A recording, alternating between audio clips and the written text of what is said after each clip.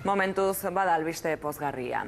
Ikastolen inguruan mintzatuko gara, izan ere ikastolak herritik sortu ziren eta herritarrentzat 100 ikastola baino gehiago dago egun 7 lurraldetan banatuta. 51.300 ikasle baino gehiago dituzte eta gurasoen parte hartzea zuzena da ikas komunitatearen parte garrantzitsu baitira.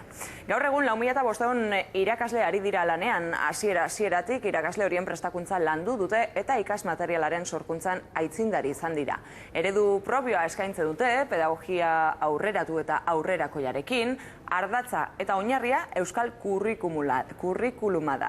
Eleaniztasuna lantzen dute eta informazio eta komunikazio teknologiaren erabilera indartzen lehenak izan dira. Eredu integrala dute, 0 urtetik hasita, batxilergoraino eta lanbide heziketaraino.